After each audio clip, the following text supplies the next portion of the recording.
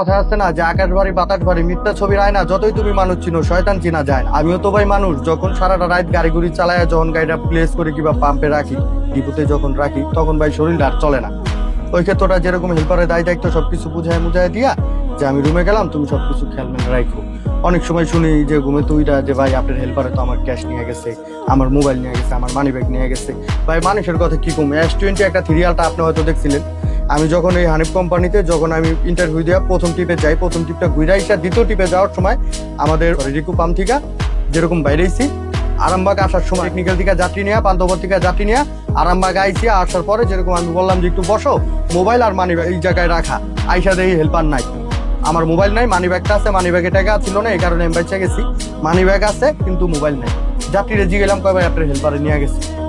ওই জায়গাটা থেকে মনে করেন যেরকম অনেক খারাপ লাগলো। আমি কিন্তু এখন পর্যন্ত ওই যে বাটন মোবাইল চালাই, এখন পর্যন্ত একটা মোবাইল কিনতে পারিনি, কারণ বর্তমান বাজারে যে পরিস্থিতি সিচুয়েশনটা এরকম খারাইছে, মানে অনেক নাজেহাল একটা অবস্থা ভাই। কিছু যে একটা করবেন, আর এগুলো তো আসলে লোকাল গাড়ির মতো না, আমাদের বেতনগুলো ধার্য করা থাকে, আমাদের কোনো ধান্দা ফিকির নাই। যা আছে না যে 500 টাকা 1000 টাকা চুরি থাকে, এটা বাগচুপ করে খাইলাম, বিষয়টা এরকম না।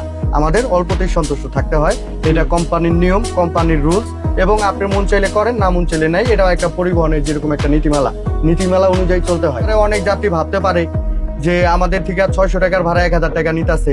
আমাদের সেই চাপটা, সেই মান অভিমানটা, রাগ ক্ষোভটা কিন্তু আমাদের উপরে প্রয়োগ করে যাত্রীরা আমাদের সাথে খারাপ আচরণ করে। কিন্তু আসলে ব্যক্তিগতভাবে আমাদের আগেও যেরকম 2100 টাকা বেতন, মানে খোরাকি হোটেল ভাড়া নিয়ে আপ ডাউনে ঢাকা থেকে বরিশাল গেলেন আর আসলেন, ঈদবাজারের সেম ওই 2100 টাকা বেতন। আপনার 2 টাকা দামের একটা শ্যাম্পু আপনার কোম্পানি দিবে না, এটা কোনো কোম্পানি দিবে না। আর আমার জানাশোনা মতো আমি দেখিনি দিতে, কিংবা নিজেও কখনো পাইনি। এটা হচ্ছে এই কোম্পানির একটা পরিস্থিতি। আর যে কোনো কোম্পানিতে ভুল করলে ভুলের কোনো সুযোগ নেই। যেরকম গ্রিন লাইন, যেরকম আপনার সোহাগ কিংবা হানিফ, এই সমস্ত যে পরিবহনগুলো আপনি ভালো চলতেছেন, ভালোই করতেছেন, আপনি সবাই ভালো জানবো, সবাই ভালোবাসবো।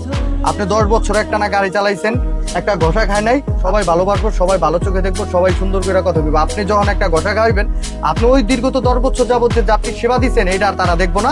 আপনার নগদ আপনার ডিউটি রাস্তায় উপর বন্ধ করে দিবে, একদিনের রেকর্ড খারাপ।